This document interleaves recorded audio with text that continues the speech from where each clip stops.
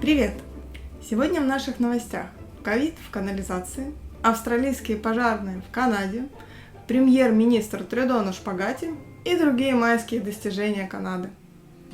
ВОЗ, Всемирная организация здравоохранения, заявила 5 мая, что COVID-19 больше не является пандемией. И гендиректор ВОЗ объявил об окончании международной чрезвычайной ситуации в области здравоохранения. Мы давно дышим полной грудью без масок, но все-таки официальное признание окончания эпидемии ковид подвело черту под 3-летней историей пандемии. COVID никуда не делся, даже если он больше не представляет собой чрезвычайную ситуацию. Уровень смертности в мире значительно снизился. Коллективный иммунитет заработал.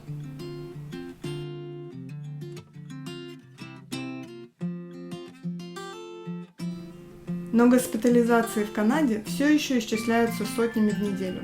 Хоть и с более благоприятным прогнозом, но все еще остаются нагрузкой на медработников. Хотелось бы, чтобы их госпитализации не было совсем. За это время эпидемиологи получили мощное средство наблюдения за распространением вируса, и это анализ стока канализации. Мы переведем ссылку на систему мониторинга ковида в Канаде ниже в описании к видео. А если говорить в цифрах, то в каждом миллилитре сточных вод канализации все еще обнаруживаются от десятков до сотен вирусных частиц. На пике эпидемии зашкаливало за 1000. Эти цифры совсем не нулевые, и еще раз нам напоминают, что вирус никуда не делся, а работает коллективный иммунитет. Прививки от ковида остаются актуальными для всех, чей иммунитет ослаблен. Пожары в Канаде начались в начале мая в Альберте. Я был в Эдмонтоне в то время, и дым пожара помешал мне сделать фото высоток Даунтауна из иллюминатора самолета, хотя был ясный солнечный день. Пожары разгорались все больше и больше, и к концу мая полыхнуло в провинции Квебек, а также на северо-востоке Онтарио, и даже в морских провинциях. Вон как выглядела провинция Новая Шотландия в конце мая, начале июня.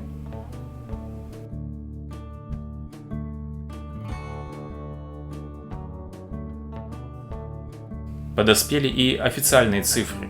Необычайно сухая погода весной привела к этой катастрофе. Вместо обычных 150 тысяч акров горит 4,5 миллиона, что в квадратных километрах 18 тысяч. Это очень много. Хватило задымить всю Канаду. А когда ветер сдул дым в Америку и окутал Нью-Йорк, о проблеме пожаров в Канаде узнал весь мир. Так и тушит всем миром. В Канаду прилетели пожарные со всех уголков. Ходят слухи, что и австралийские пожарные прилетели. Ой, нет, эти из Южной Африки. Вот, австралийские.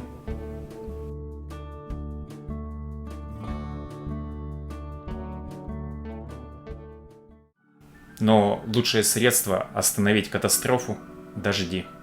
Кажется, они как раз начались. Канада заключила с автоконцерном Volkswagen сделку на постройку фабрики по производству литиевых батарей для авто. Для этого Канада пообещала субсидий на сумму более 13 миллиардов долларов. На фабрике будет работать 3000 человек. Выходит, что создание каждого рабочего места будет стоить бюджета более 4 миллионов долларов. Вот почему сделка вызывает много вопросов. Давайте разберемся, зачем так много денег. Сейчас самая большая фабрика по производству батарей – это Tesla. Годовое производство 35 гигаватт емкости.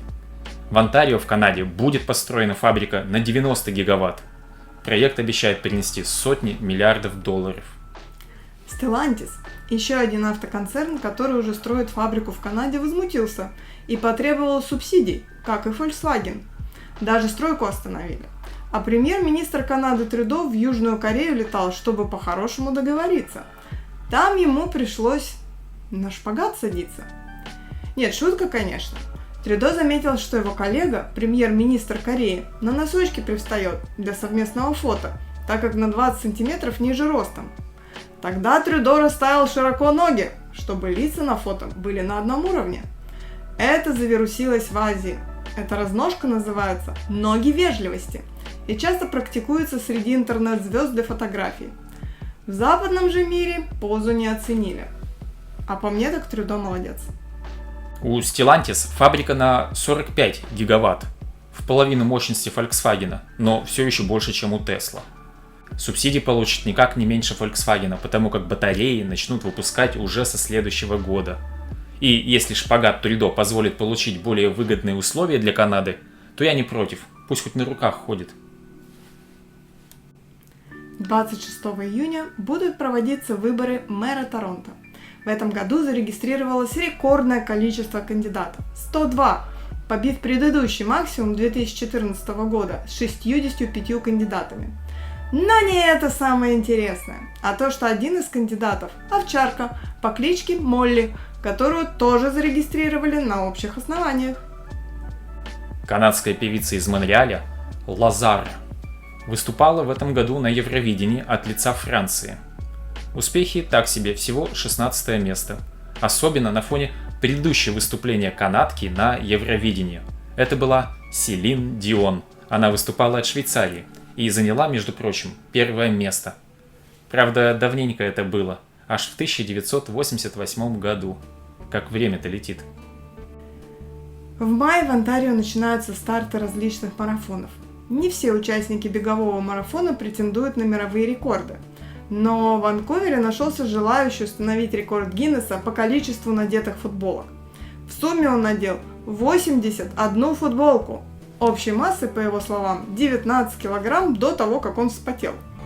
Марафон завершил, но рекорд не засчитали. Больше 6 часов заняло. В Торонто организация марафонов, по словам завсегдатаев, опять подкачала. Соревнования начались с опозданием. Автомобили выезжали на трассу на протяжении всей гонки, и полиция останавливала бегунов, чтобы пропустить проезжающие машины. Водные станции не успевали за бегунами, и полная неразбериха с награждением и едой на финише. Призывы к организаторам как-то уже привести процесс к известным мировым стандартам пока пропадают в туне.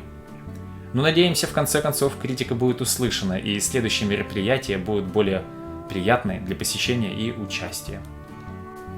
В Канаде, как и во многих других странах, есть своя национальная лотерея. Здесь это Лото Макс. Это не новость. А вот новостью может стать крупнейший за всю историю невостребованный главный приз прошлого года – 70 миллионов долларов. Билет выиграл на розыгрыше 28 июня 2022 года. Срок востребования выигрыша истекает ровно через год, то есть 28 июня текущего 2023 года.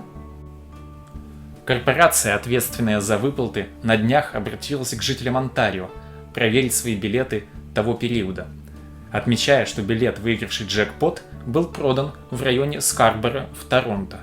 До этого самым крупным невостребованным выигрышем был приз в размере 15 миллионов в Британской Колумбии. Это был розыгрыш августа 2021 года. Организаторы обещают выплатить приз, даже если билет был поврежден или утерян.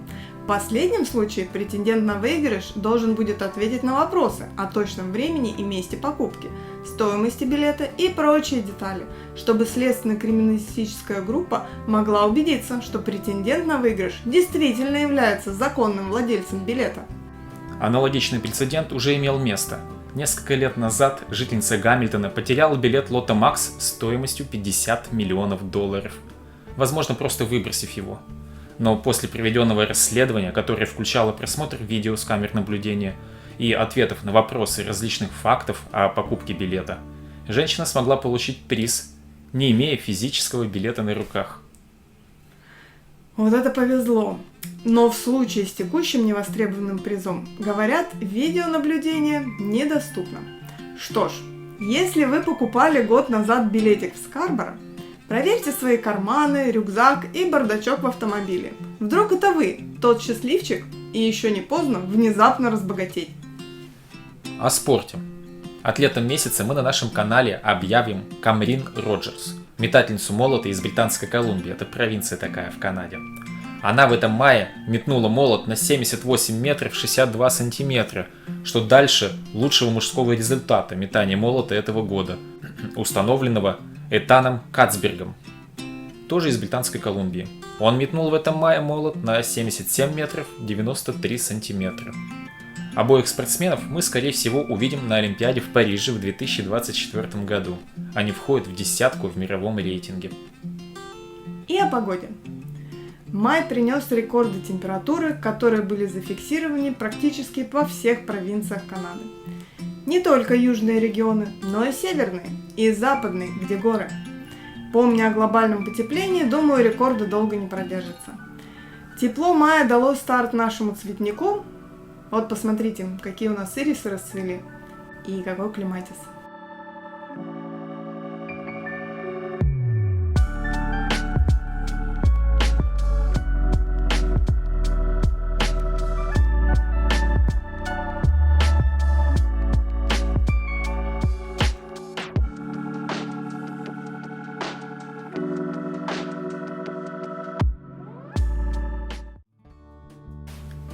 От флоры к фауне. Животное мая на нашем канале – заяц из самого центра Эдмонтона. Кажется, ему не страшен ни серый волк, ни жара, ни пожары. На этом все. До свидания. До новых встреч!